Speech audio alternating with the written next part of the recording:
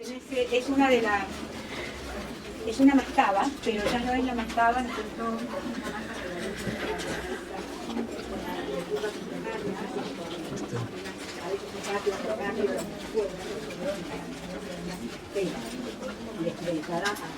al parecido, sino que han ido creciendo por estas mastabas e interiormente creando ciertos espacios muy grandes, siempre conserva un espacio abierto, también un patio que generalmente está allí el ingreso, no directo, sino bastante directo, a la, digamos, cámara funeraria. Porque el hecho de haber multiplicado esas cámaras o esas estaciones, hizo que comienzan a haber cambios en el público.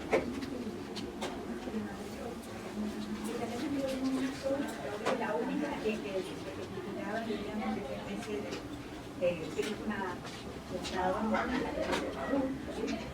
con un núcleo macizo, ¿no? De que las paredes cruzadas con adobe. Había un ingreso con alguna puerta falsa, por allí se empezaba un patio, como la tumba de la mujer, se empezaba un patio, y bajo ese patio, el mundo, estaba el ingreso subterráneo. Yo que se me ve ahí el espacio negativo, que es el formato patio. Además del crecimiento del túmulo, y con una tendencia en la geometrización y al resalte de los vértices, las caras de la luz. Esta también es una mastaba. Comienzan a surgir estas mastabas de multicámaras a finales de la primera dinastía. A finales entonces de la primera dinastía, y esto que no es solamente, digamos, porque hayan explorado ciertas posibilidades, de resistencia en la realidad, etc.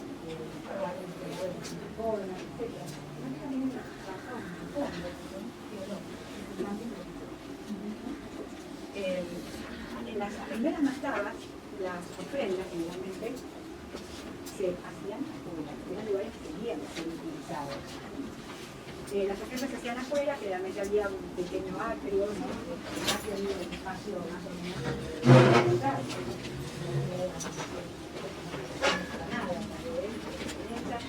una mesa de ofrendas y por supuesto una mesa de espera que recordaba al mar. En cambio acá desaparecen esos elementos externos, y por una razón, y es que diríamos que comienza un mayor grado de abstracción por respecto a lo que se considera ofrenda para llevarle al rey. Entonces, en lugar de llevar alimentos reales, que además de ser, por supuesto, se van a perder, porque si dejaran una pata de una vaca en una mesa de ofrenda, alguien que no le tuviera versión, y lo que comienza acá es que en estas múltiples cámaras se depositan objetos, se decoran cosas, más que se representan en pintura los trabajos necesarios para lograr productos que es la pintura para todas estas mascaras están verdaderamente llenas de arte. Son pintura y relieve. Al principio, en los primeros tiempos, es muy difícil separar los géneros y decir esto solo pintura, no. Hay relieve y pintura, no es un género visto. Y se debe esto a la forma de trabajo de los artesanos, que es muy organizado, y sacerdocios, en fin, quienes enseñaban en sus discípulos, pero no en la totalidad del trabajo. Fíjense qué interesante. Un sistema parecido a lo que se usó cuando se acelera la producción industrial mecánica, sobre todo en Estados Unidos, donde cada obrero tenía una parte, ¿no? Pero ninguno tenía responsabilidad de la totalidad de lo que era un auto, que funcionaba en la producción del caucho, de la melodía del caucho, especializada en los metales, etc.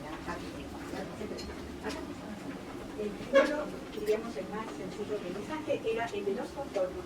Entonces, a ver cómo se llama de los contornos. ¿Qué hacía? dibujaban sobre el muro previamente preparado con una liviana capa de yeso fino, bien preparado, y sobre eso pintaban los dibujos. Y luego había ellos mismos, los compañeros que estaban presentados, venían y junto con instrumentos, muy finos instrumentos, generalmente piedras finas o cobre, agujas de cobre, y con eso iban profundizando canales en torno al conectado. Bien, luego habían especialistas en que, bueno, entonces los contornos tenían que tener además conocimiento de las convenciones, pero es aquel que tenía conciencia de las convenciones y también muy considerado el canon, que en la época de la Revolución de las del 19, una película de altura de 19.1, porque eran subiendo que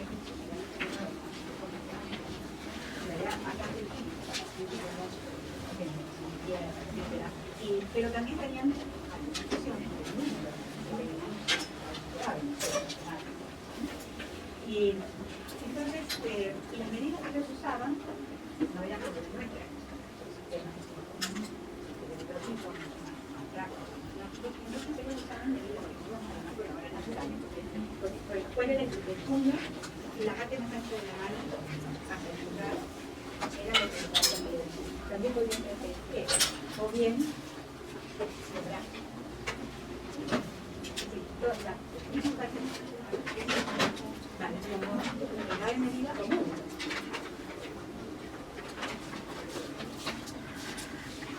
Luego estaban, por supuesto, los especialistas en colores. Los colores no se usaban libremente, no había una creación individual, subjetiva, sino que había toda una convención, un acuerdo sobre el uso de determinados colores, donde y cuándo. No se podía usar cualquier color. Entonces, por ejemplo, la figura femenina tenía determinado canon, la figura masculina otro, los niños otro, la piel femenina de un color y la piel masculina de otro color. La paleta egipcia fue una paleta, por lo menos en esta época, de muy pocos colores. Acá teníamos bastante provecho de algunos recursos plásticos, como el contraste de valor, la juxtaposición de colores, el uso de blanco en el fondo, o bien también de época que utiliza ese yeso blanco de fondo,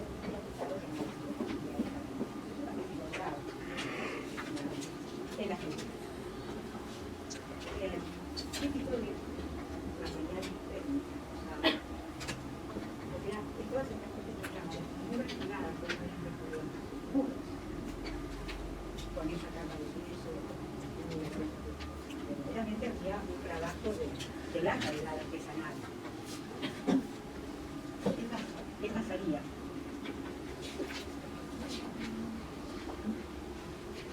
Bien. ¿Cuál era el material de construcción? ¿El adobe perdón? Todavía no. ¿El adobe? Sí, el ladrillo crudo conservado el sol y en algunos casos se conserva mezclado con arcilla vegetal. Y cuando el ladrillo cocido mezclado con alguna clase de piedra, que sea una categoría normal. Esto es una sonometría. Allá les pasé dos muy breves videitos de dos mascaras de cámara de taxa en la zona del México, estuvieron pintadas como la arena de Tabasco. ¿Y con qué pintaban sobre ese yeso? El yeso lo buscaban, no esperaban la pintura era al seco o de piedra. Eran frescos, como dicen algunos libros por ahí.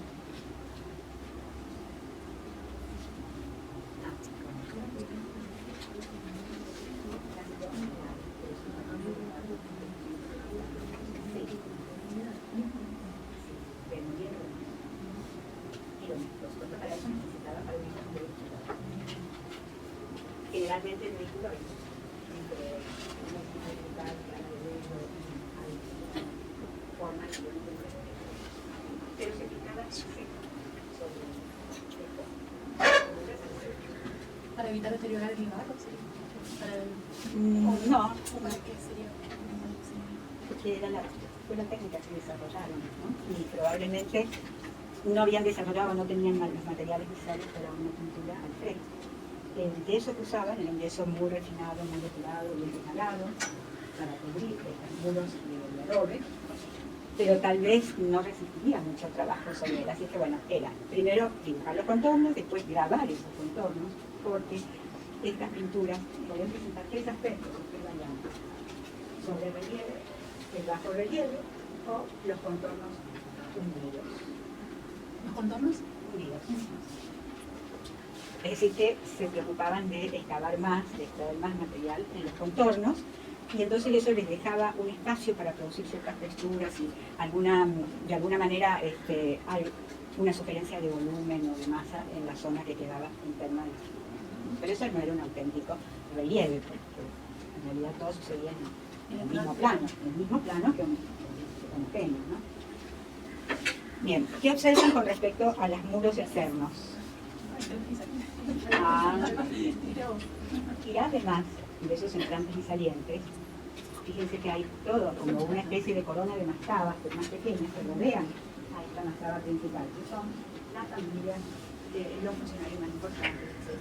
Porque evidentemente una construcción como esta no era para cualquier habitante, sino que estaba destinada o dedicada a alguien que podía pagar, digamos, todo esto, materiales, trabajo, etc., tenía un puesto importante como funcionario, o un patrimonio propio o familiar. Recuerden sus entrantes y salientes, que acá adquieren una complejidad y una riqueza importante, y que además también bajo la luz solar y el recorrido de la luz solar, no es la masa recta del adaptado pasivo, sino que produce cierta animación en la superficie, hornacina, Y lo que claro, se oscuro. Claro, lo que se buscaba ¿A qué me recuerdan? en Mesopotamia. A Mesopotamia. ¿Se acuerdan que yo les hablé de que a pesar de la relativa término, está en un tiempo mítico, fuera del tiempo experiencial cotidiano? Y allí surge una colina, la colina primordial. Por eso es en la colina, el menir, ¿no? También lo que es el obelisco, que es toda una familia de formas que tienen su origen en el historia. Y arriba de la colina hay mitos que relatan, ¿no es cierto?, como que allí apareció algo, alguien puso un huevo, ¿no? Y de esa, digamos, de esa ovoide primigenio, al salir el sol y un cierto calor, nace totalmente Ra. Otros dicen que, bueno, que es Ra, que se posa en el vértice de esa colina primordial, y entonces comienza la separación del cielo, la tierra, ¿no? Que son los niveles. Bien, pero y además tiene mucha importancia otras cosas, que son las direcciones que después van, claro, no solamente las direcciones cardinales, sino también los vientos, que son las que van a organizar acá la orientación de la mayor parte de las construcciones funerarias. No, el cuadrante, vamos a decir, norte-sur, este-oeste, son las direcciones cardinales fundamentales, ¿verdad? Los espacios que quedan son los vientos.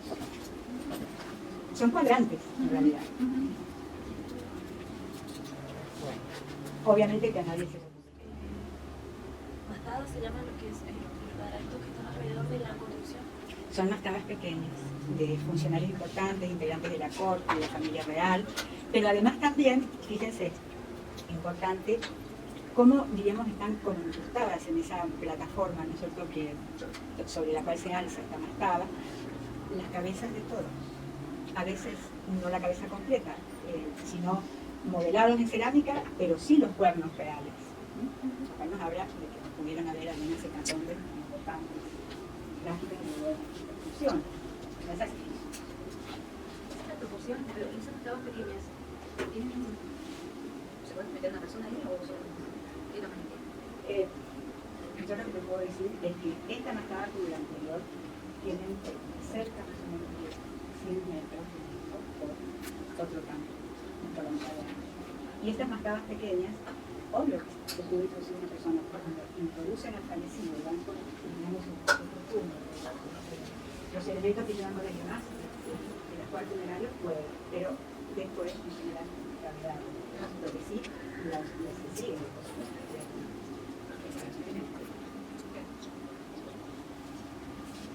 Y ahí, por ejemplo, esta reconstrucción es un poco más pequeña que la tumba de 3.000 y pico que habíamos visto.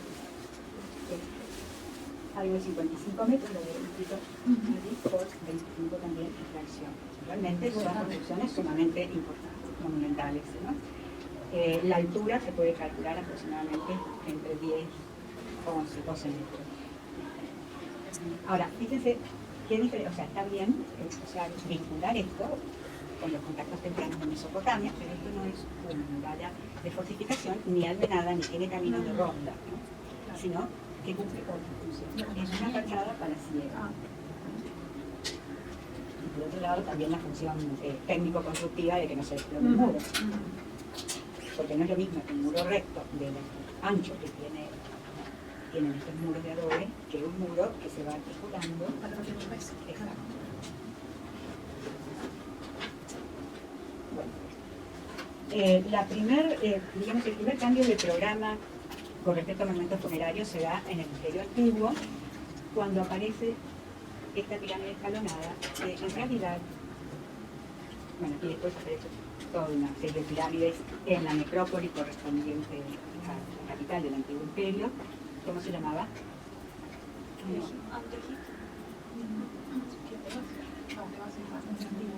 Memphis. Igual hay otras ciudades muy antiguas, cerca de Delta, como Bukowski, etc. Pero ayer lo dije, se cree que Narmer fundó Memphis, la ciudad de Memphis, que después fue, digamos, documentada por historiadores grecolatinos, y que de alguna manera desapareció bajo tierra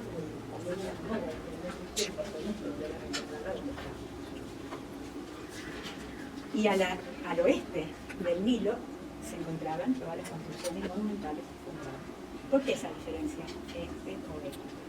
Porque las ciudades y las construcciones para los vivos al este y las ciudades de los muertos al oeste. ¿Se acuerdan cuando decía al principio? Era muy difícil separar, hacer la polarización entre naturaleza y ciudad. En este caso, en estos casos, más, porque está incorporado de alguna manera, digamos, la geografía, pero está transformada en la dirección. Para poder lograr, digamos, esas construcciones y la vida, conservar la vida, era necesario, de alguna manera, una jerarquización social, una división del trabajo. Teníamos entonces el faraón, ya hablamos de la clase sacerdotal y funcionarios y escribas, entre las cuales hubo mujeres aún en el Imperio Antiguo, los artesanos especializados y comerciantes, los campesinos y trabajadores no especializados, quienes en la época de la Ilustración, como no podían, hasta la época de Ciclario, estaban a trabajar, eran usados también para otros trabajos en estos comunidades, en esta arquitectura pública.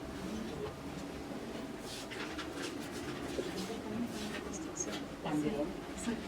Sí. Y había esa mujer que manejaba una biblioteca y que tenía bajo su mando a un bibliotecario. Sí. Muy bien, decirlo en voz alta porque es muy interesante. Que hay pruebas de que las mujeres tenían un gran protagonismo en Egipto.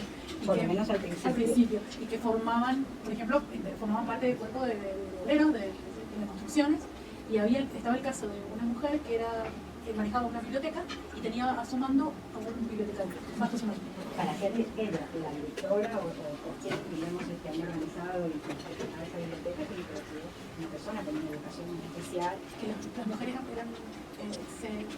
sabían que eran cultas porque hay representaciones que salen con papiros y salen como en entornos de conocimiento. No pasa.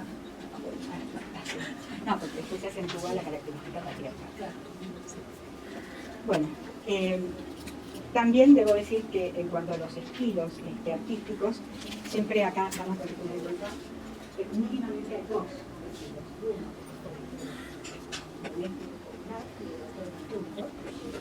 son humanos, artistas, educados a través de sacerdocio, que sean artistas, peruanos, latinoamericanos.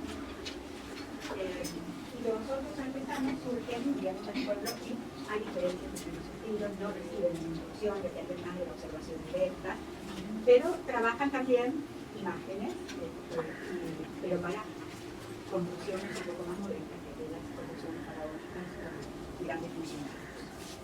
Alguien me preguntó por cuándo empezamos con las divinidades y demás, entonces yo les puse acá un poco, pero esto se lo voy a pasar por espacio virtual. Pero en realidad la más antigua, pero que hay pocas referencias, algunas acá y allá, que llegaron con algunos libros y comentamos, a esas primeras observaciones celestes que dieron lugar a la construcción de los significados con respecto a las observaciones que se veían o que consideraban importantes en la película. De la constelación de Orión, importante, una estrella fija, podría ser un ojo de oro, pero también el ojo de alto, porque era sanguinario, sin embargo, también tenemos la data bondadosa, ¿no? Bueno, la teología es ogdoada. ¿Qué quiere decir? Ogdoada.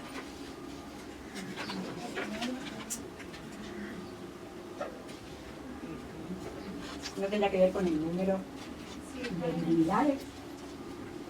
¿Tendrá que ver la palabra con el número de divinidades? ¿Puede ser ¿Por qué? la cantidad de 8? Fíjense, anteriores al Sol, 4 parejas de divinidades, en una UNED que representaban que el caos, las aguas primordiales, pero que no eran tan caóticas en su concepción, porque estas aguas tenían potencialmente todos los, digamos, elementos necesarios para la producción de la vida. Pero no estaban ordenados, no estaban creados por el mismo.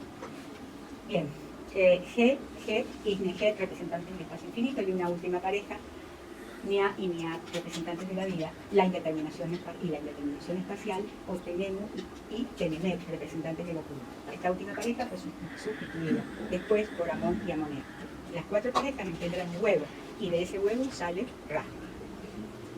Bueno, es muy complejo. En algunas versiones aparece Tot, ese dios de la sabiduría tan importante, que fue la divinidad principal de Hermópolis, así como Ka, H fue la divinidad principal de Memphis.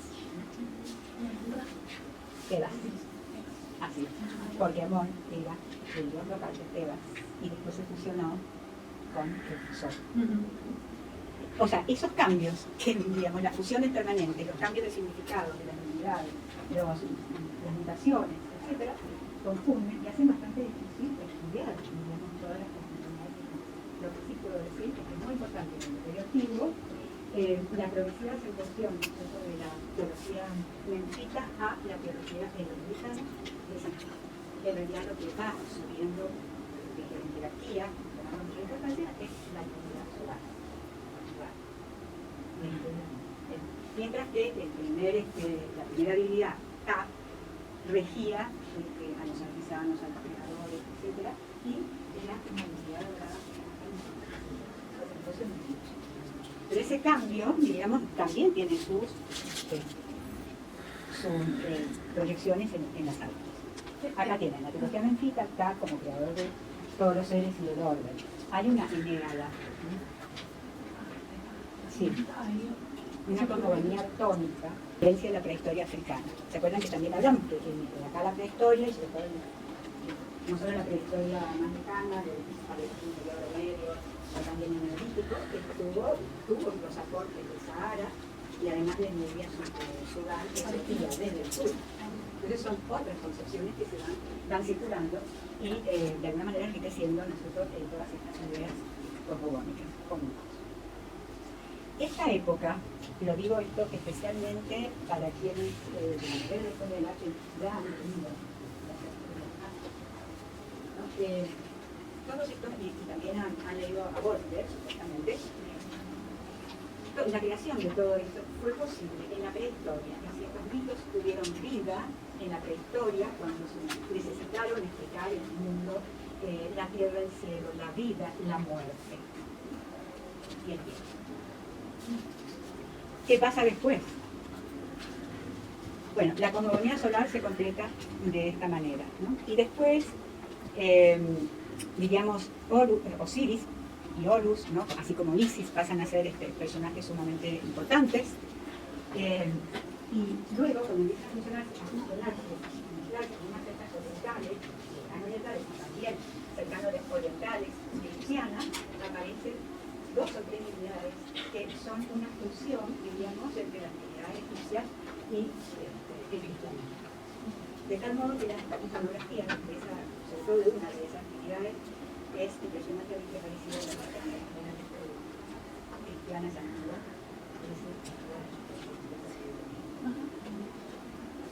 Pero esa capacidad de transformación, mutabilidad y cambios es característico del panteón egipcio, que obviamente es politeísta. ¿De qué podemos decir? ¿De quién? ¿De los politeístas? Es un panteón politeísta, claro. Y además todas las divinidades que representan fenómenos y fuerzas de la naturaleza. Profe, ¿qué dice abajo de Yu, el aire? No sé, No sé, la ajena. Claro, y G de alta es al revés, que en otras mitologías G es un personaje masculino y Nu, el cielo, un personaje femenino, a veces representado la figura de la vaca sagrada. Es extraño, pero es así, el cielo es femenino. Y G la tierra, que es lo que no se ve. Pero es que no se ve. No se ve. Bien. Y bueno, sí, por favor, ¿no? Bien, en la teología tebana, acá me estoy refiriendo a la teología tebana más tardía, del Imperio Nuevo. ¿Qué pasa? Se fusionan todas las otras divinidades y una fusión que venía dándose de alguna manera como un cambio teológico siempre está dentro de esta ¿no? Hay cambios, ¿no? La estática, como muerta, como algunos historiadores de la cultura y la civilización provenientes, India y Egipto, como China, India y Egipto eran culturas muertas, hay cambios, al final del Imperio Nuevo, y con un cambio que está venido dándose desde el final del Imperio Medio, se fusionan, fíjense, 3 dioses. Se fundan en Amón, Mu, Khonsu. Ahora, ¿cómo eso en qué se manifiesta? Por ejemplo, en la construcción de uno de los más importantes templos divinos, ¿no? En el centro de la ciudad de Tebas, una de las ciudades más extensas del mundo antiguo, se comienza a construir un templo dedicado a Amón, que después es Amón-Ra, y con 2, diríamos, conexiones de senderos, diríamos, guiados por grandes pilonos, que vamos a ver cómo son, a otros 2 templos, el de Mu y el de Khonsu. Esa tríada, bueno, pero eso comenzó a construirse a finales del Imperio Medio y se sigue construyendo hasta incluso a finales del Imperio Medio. También se le ha llamado el Templo de los Dioses Reales. Sería el templo de Amón-Ra en Tebas.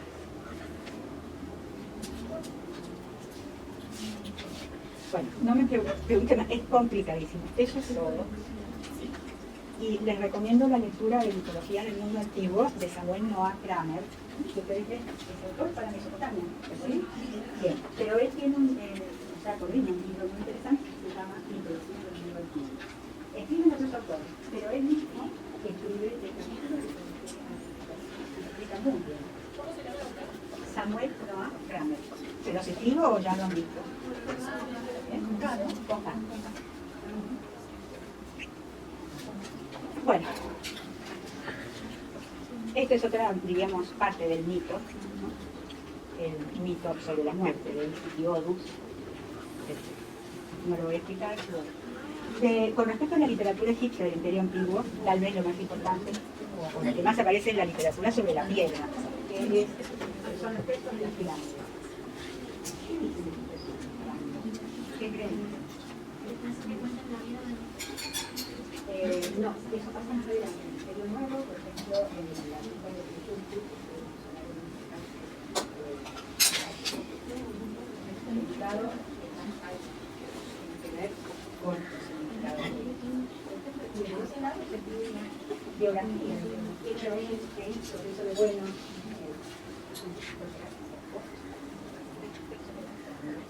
Son aquellas fórmulas poéticamente letanías, porque se repiten, de la que habla Bourdieu, en que transformaron aquellos mitos vivos y creadores en la prehistoria, y que después son codificados, formalizados, transformados en recetarios, entre los cuales a veces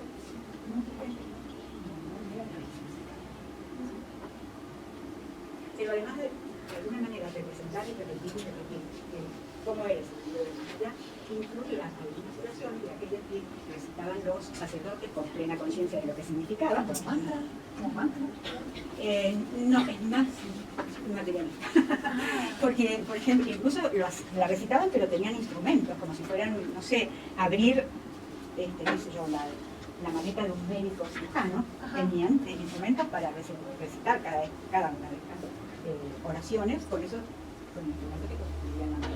Un instrumento era para abrir los ojos, el otro parecían pinzas, realmente como si fueran instrumentos médicos, es decir, para abrir la boca, abrir los ojos, el poder comenzar la audición, otra vez, el movimiento. Claro, porque ¿eso qué significaba? Que creían que el fallecido iba a volver a podía regresar a esta vida. Aunque ambivalentemente tenía terror y angustia de que apareciera, diríamos, ese fallecido en algún momento a la sí, bueno, pero sí tenían todos los elementos varios para volver a la vida. ¿Por qué conservaban el cuerpo? Claro. Para que se conservaran. Y en caso de que no se conservara el cuerpo momificado, ¿qué había en esta época? Frente a lo cual también se hacían estos rituales de la apertura de los sentidos. La momificación. La momificación. Si no persistía la manera, lo habían destruido, lo habían robado, le habían atacado y borrado su nombre, porque el nombre tiene mucha importancia, si borran mi nombre y que se ha tocado de la mano de su era anónimo, está dentro de la palabra del lenguaje. Entonces lo hacían delante de la escultura doble. Claro. Y no solamente hacían una escultura doble, que era un retrato del rey, de los funcionarios más importantes, que vamos a ver esculturas, sino que además, por ejemplo, en el caso de Althusser, esa escultura estaba en un espacio que se llama cerrado, que no podía ser vista por nadie, pero sí él tenía sus ojos frente a dos orificios de una piedra de alabastro que cerraba el espacio con una zona diferente. Entonces él podía escuchar, podía vernos todos los sacerdotes, podía ver qué ofrendas le daban, qué recitaban, todo lo demás, pero los sacerdotes no lo podían ver. Entonces, todos estos complejísimos textos, bellísimos porque parecen un encaje de piedra, realmente, ¿no es cierto? Que parece un diseño tejido sobre la piedra. Son oración para la apertura de los sentidos y la voluntad. Son como una especie de poema, digamos. Son, sí, poemas, pero como repiten, yo digo, dentro de la poética, una letanía. Volver sobre lo mismo. Abre tus ojos para ver el Nilo y las estrellas. Y de nuevo, abre tus ojos para ver, qué sé yo, el sauce o la acacia o el sicomoro, esos árboles que también son sagrados en el mundo. Se puede significado, pero se puede saber que son bien cosas que no. Hasta ahora no. Algunas palabras sí, porque han sido conservadas en las comunidades coptas. ¿Sí? Los coptos son egipcios, pero que muy tempranamente adoptaron el cristianismo y se retiraron a vivir al desierto. ¿Sí? Y ellos han conservado en gran parte, se retiraron a vivir al desierto porque estaban escapando, diríamos, de las persecuciones y demás. Pero por supuesto que hicieron comunidades en algunos casos muy prósperas y muy cultas. Por supuesto que escribían, que han encuadernado libros fantásticos que nos hablan de una época que no conocemos y han conservado mucho de la toponimia egipcia y cómo se pronuncia, pero no todo el lenguaje, ¿sí? Bueno, otra de la literatura, el libro de los muertos, por ejemplo, con el texto de las pirámides y también algunos de los libros de los muertos están hechos sobre papiros.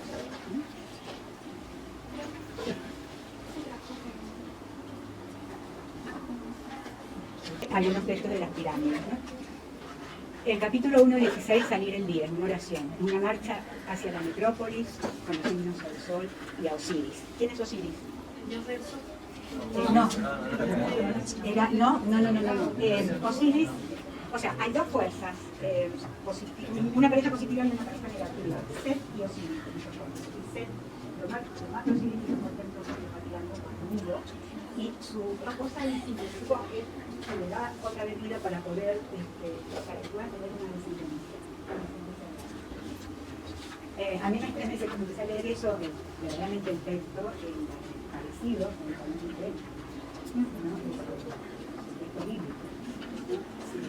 bueno, acá del 17 los capítulos del 17 al 63 salía al día, la regeneración, triunfo, alegría y potencia de los enemigos, poder sobre los elementos. Luego, transfiguración, el poder se manifiesta de esta forma, utilizar la barca solar y conocer algunos misterios. Regreso a la tumba, juicio ante el tribunal de Osiris.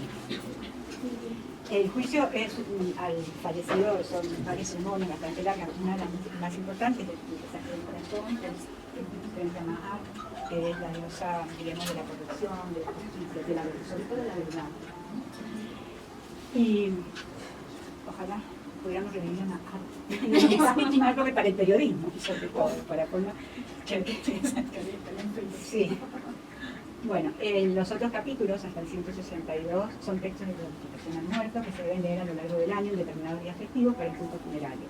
Servicio de las ofrendas, preservación de la momia por los amuletos. Y los últimos capítulos es un complemento de todo lo anterior con fórmulas y con el lado Osiris, que realmente el principal dios benéfico.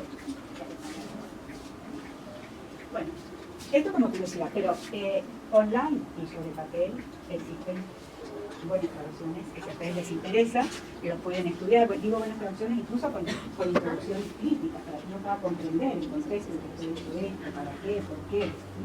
Pero fue muy importante el surgimiento de la literatura en el imperio antiguo, pero no vamos a estudiar específicamente la literatura, vamos a ir a las obras artísticas.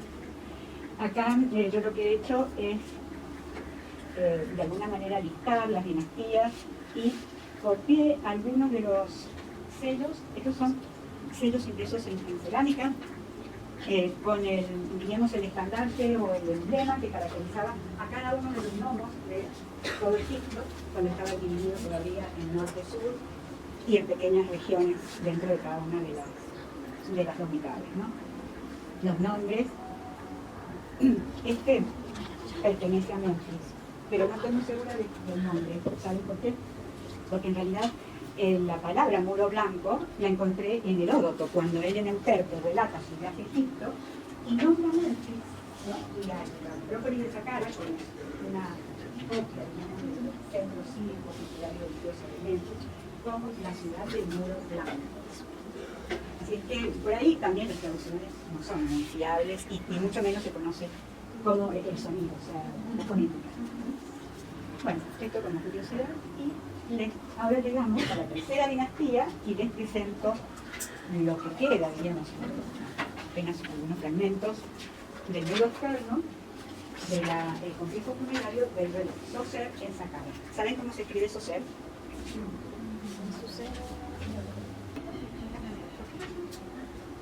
Hasta con ese Soser.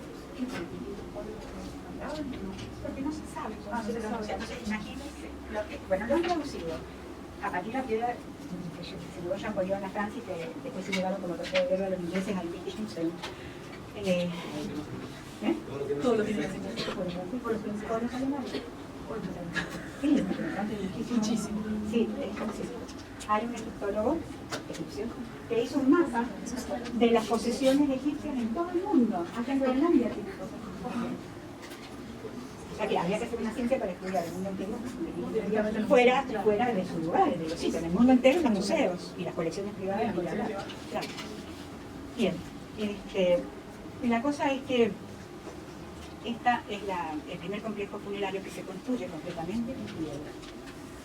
Incluso el núcleo de la pirámide, que comienza siendo primero mastaba, después por el fallo de forma y de existencia de materiales, pero además también porque acá se acentúa el punto solar con respecto al punto mentita, acá, ¿se lo escribo?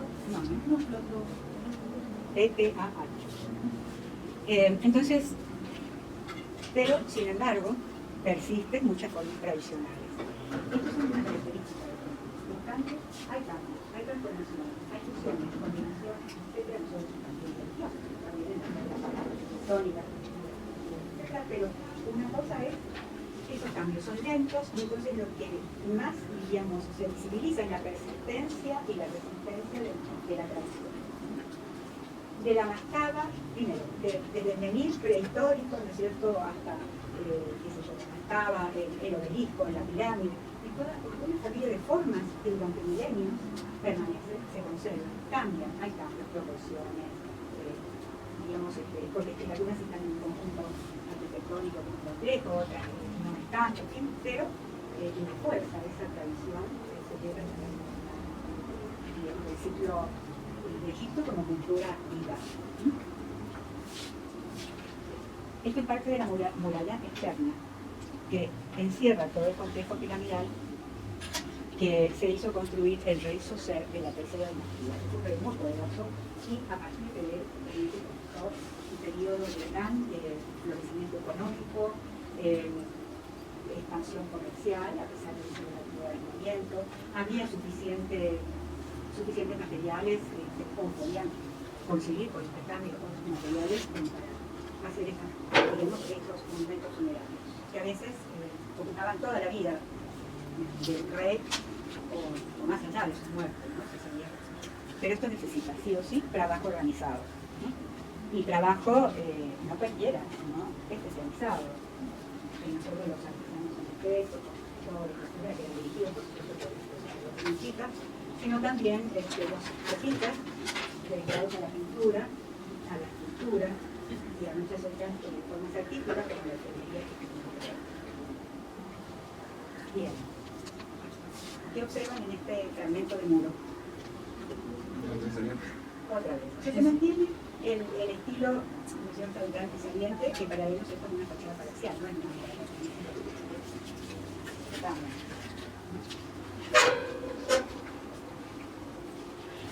Bien, entrantes y salientes, en los cuales no vamos a...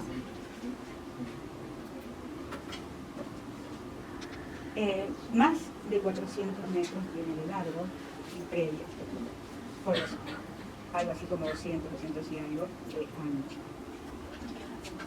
Claro, fue un complejo realmente monumental, ¿no?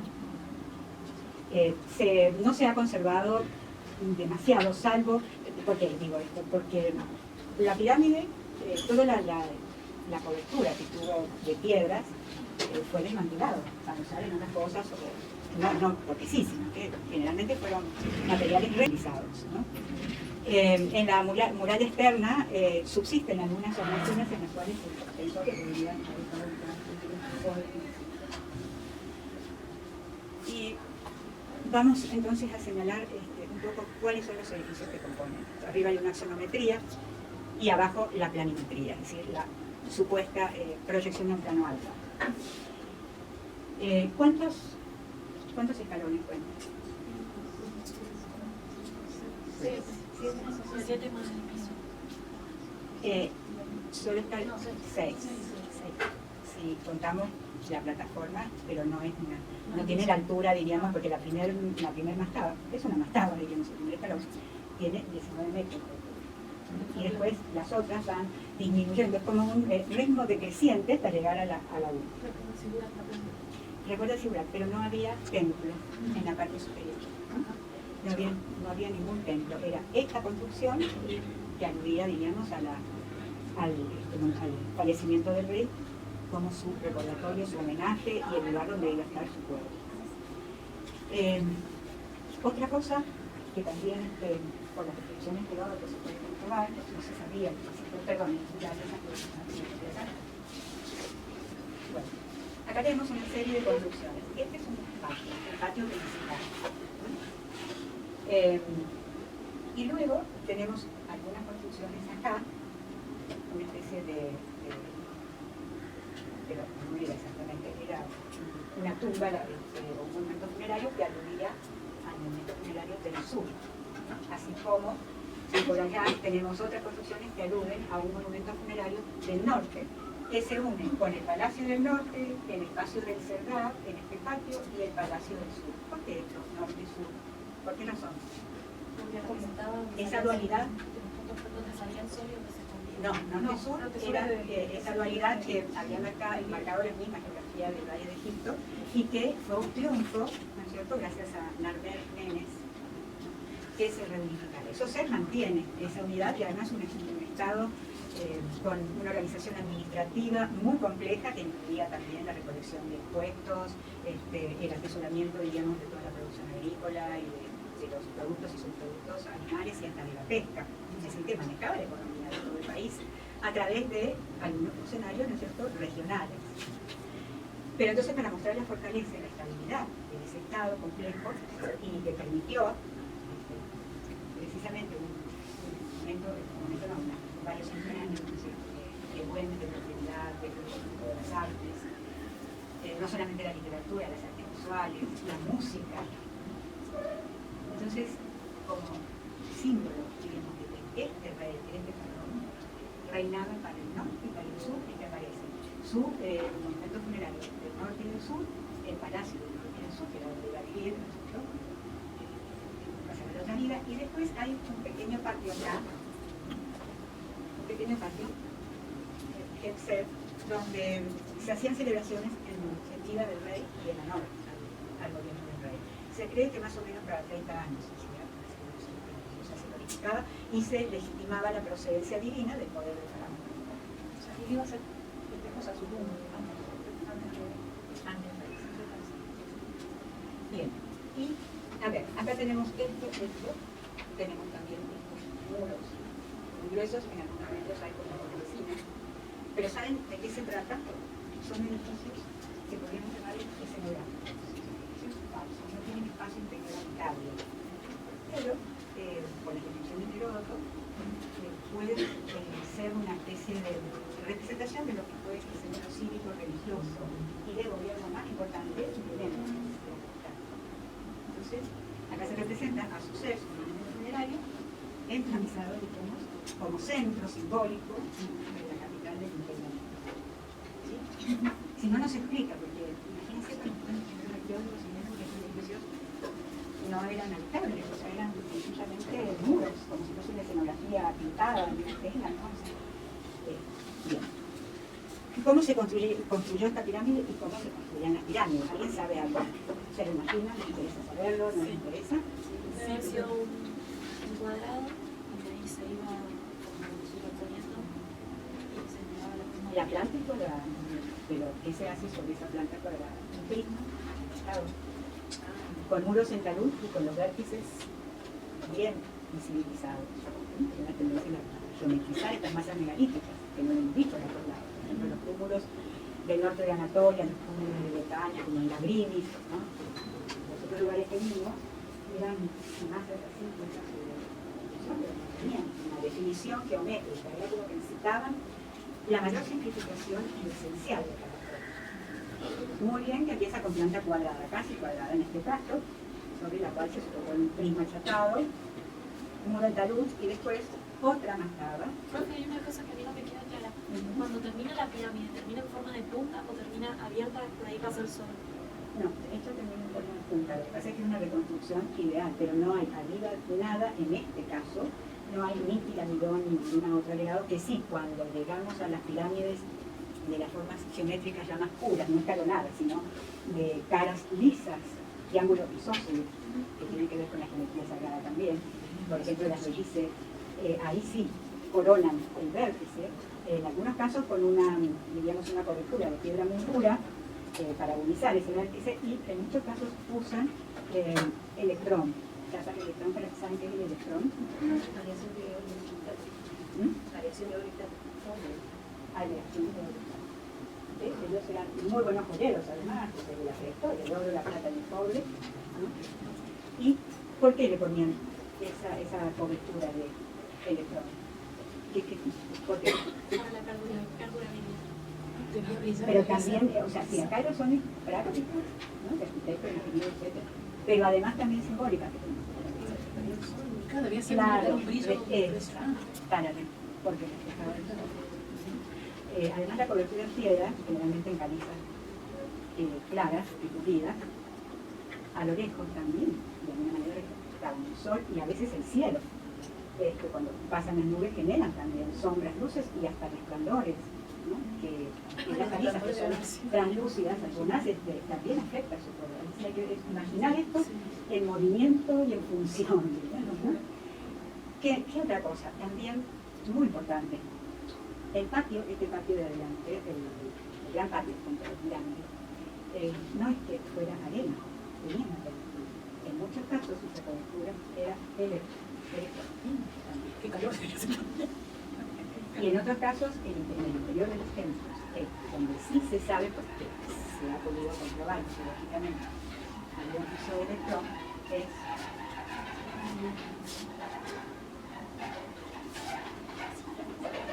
¿qué es esto? El ingreso. El ingreso al espacio sagrado, desde el exterior al espacio sagrado. Ahora lo reflejar también, es como que el cielo estaba abajo también en algún momento. Es que ellos, en su mito cosmogónico, veían esa masa primordial repleta, diríamos, de vida, retórica de vida en potencia, diríamos, como para que se desarrollara allí todo, desde allí todo tipo de vida a través del sol y de la colina primordial. Ellos imaginaban que la esfera celeste tenía también, fuera del alcance de la observación humana, una masa acuosa. Era simétrica, una masa acuosa. Abajo, un nivel. Esa masa acuosa de arriba tenía que ver con quién. La representan con figura femenina, y es ubicada de curva, y que además es como que arrastra la Vía Láctea y también la lluvia de estrellas, porque es el agua para fertilizar la tierra. Es hermosa, sí. Por eso les recomiendo de Samuel Noah Kramer, Mitologías del Mundo Antiguo. Vemos otra. Bueno, acá estamos marcado lo que yo ya les expliqué, en inglés, pero bueno, Palacio Norte, el patio del Cerdal, la estatua del Cerdal o estatua del Cárcel. Si se destruía la momia, ¿qué pasaba? Ese principio inmaterial podía encarnar en la estatua. Siempre que esa estatua conservara su nombre en la peana o en su cuerpo, y además también que conservara su cabeza puesta. Por eso es que generalmente los espacios estos, que no son muy amplios del Cerdal, está, sí, la estructura real, ¿no? Con un doble del faraón, pero también varias cabezas de recuerdo. Por la duda que se quiebre la cabeza, no sé, un signo o una tabla, inmediatamente el sacerdocio colocaba otra vez la cabeza. ¿Y la estatua tenía que tener similitud física o no hacía falta con el nombre y la cabeza? Lo más importante era el nombre, pero las estatuas reales, lo importante era el nombre y los atributos. Y el nombre, no solo el nombre, por decirlo así, personal, sino el nombre y todos los títulos que lo acompañaban. ¿Sí? Los atributos de su gobierno, generalmente, digamos, la matriz o iconográfica para toda la teoría real de esas dinastías, la sabatina, es el faraón sedente con Horus, Horus halcón en la parte del cuello y de la cabeza como protector. En cuanto a parecido físico, no. Hay una gran idealización, una simplificación y sintetización de las formas. No hay una apariencia orgánica, sino más bien artificial de la figura, porque emplean los mismos criterios, digamos, de representación que para la pintura de dibujo, que es representar cada parte del cuerpo desde el punto de vista y del modo, digamos, que más se parezca a ese objeto, ¿no? Entonces, sí, hacían un modelado y demás, pero un modelado que generaban aristas, no había fácil, digamos, un plano convexo y otro cóncavo, no. Las piernas generaban aristas justo en el hueso, porque se formaban, porque tenían un criterio de una manera de orden, tanto lo bidimensional como lo tridimensional, que estaba fundado en las coordenadas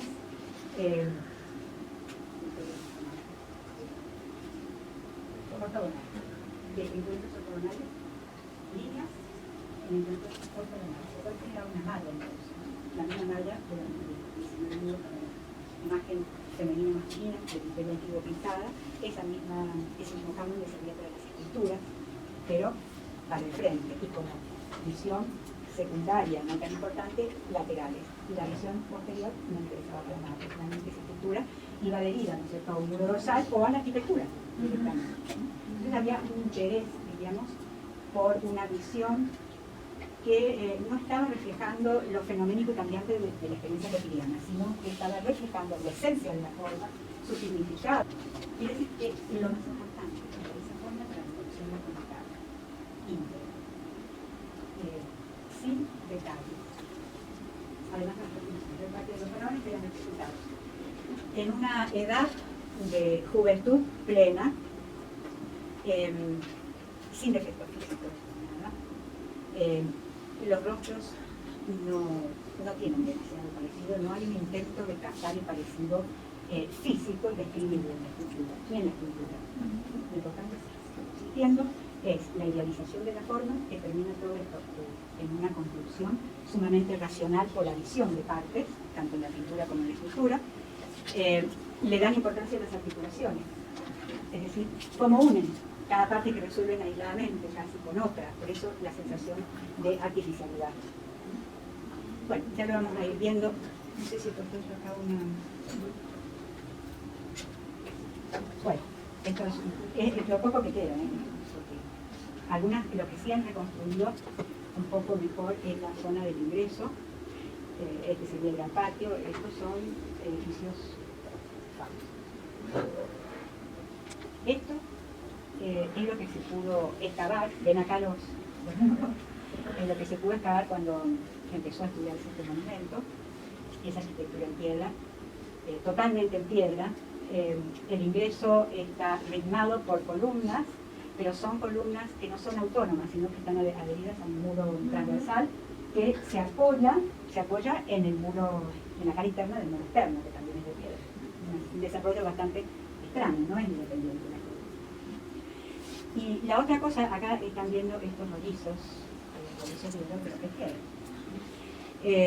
Y en algunos casos eran planos, o sea, como vimos en los dólmenes y en los palos neolíticos, eran planos, piedras de un peso bastante importante, pero entre ellas, y cada tanto, rítmicamente, se dejaba un espacio para que en determinadas horas del corrido solar ingresara luz solar, que se vería, también dejaban, digamos, pequeñas aberturas en la parte superior del muro externo, de un lado y del otro, para que ingresara la luz solar, pero en una forma concreta, como esos rayos que ven allí en la reproducción. Es decir, que había todo un espectáculo entre la luz y la arquitectura.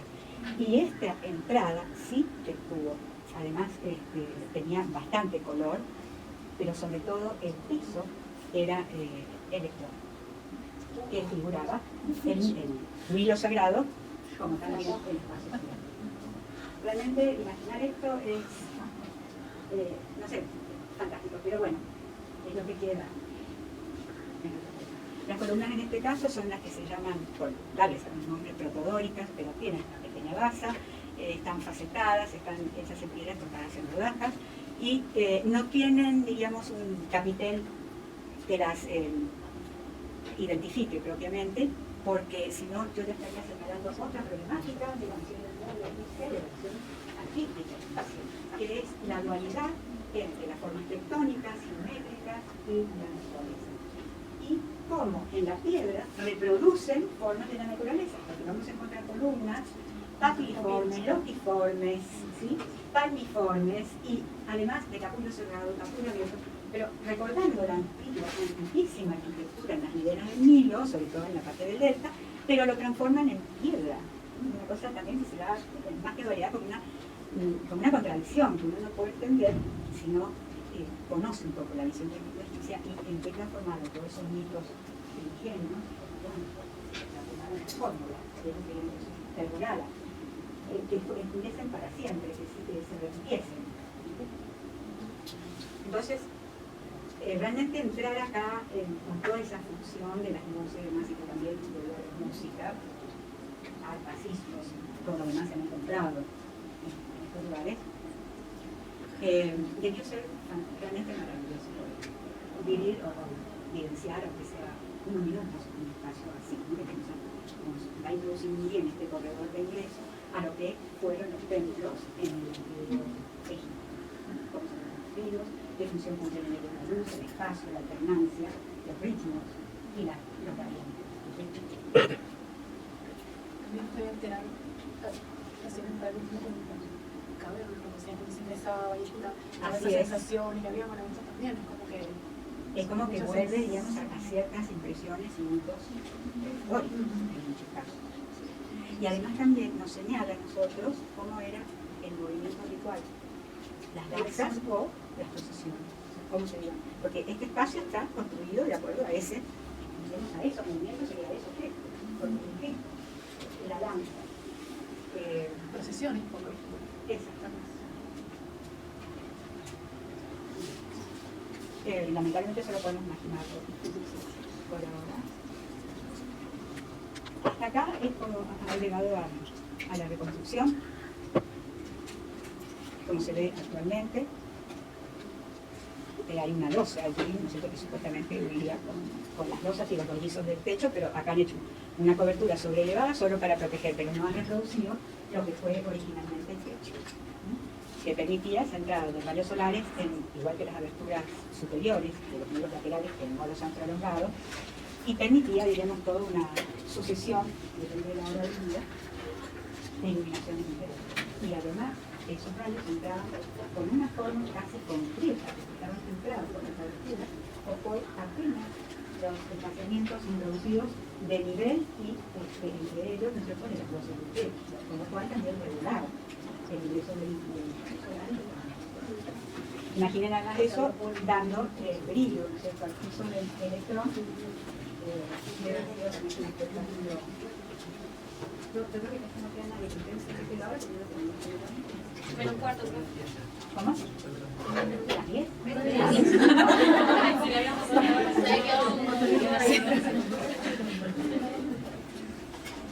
Cuando se ingresa por este pasillo, lo primero que se ve es este muro. Se le llama el muro de las cobras, tiene una cornisa y hay muchos elementos que están reflejando los elementos de la antigua, de la manera en que escribimos en otros materiales perecederos. El muro de las cobras porque estos son cabezas de cobras. Ahí se ve.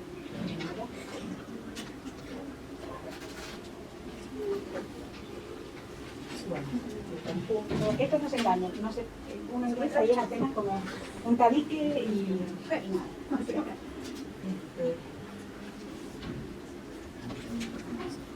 Es impactante la masa y además como, bueno, ese cambio de programa que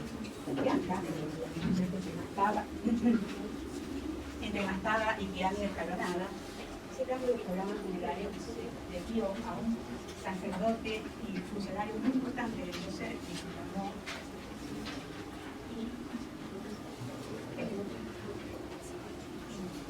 pocas veces se han rescatado nombres de artistas, pero a veces coincidía que eran sacerdotes importantes y además ejerciendo funciones para el faraón, y entonces quedaron algunas reconstrucciones. Y este cambio que se hizo, que no solamente fue imaginativo y creativo por parte del deseo del faraón de sobresalir, sino que tenía que ver totalmente con la centración de la tierra solar. Para lo cual la mastaba no era una construcción suficientemente vertical. Ahora, entre esta pirámide escalonada, otras tuvieron la quebrada, las ensayos de distintas inclinaciones, triángulos isósceles de macetas. Podemos decir que hay todo un desarrollo de cientos de años de experimentación con la pirámide. Que llegamos a la cuarta, quinta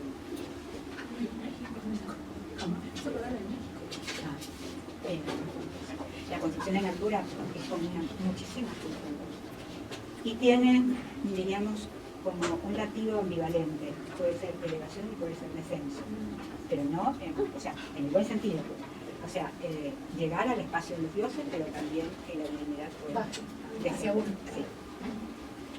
Sí, las construcciones verticales tienen ese significado básico en la imaginaria de la cultura, ¿no es cierto?, de comunicación con el plano divino. Por ejemplo, en ese lugar estaba arriba.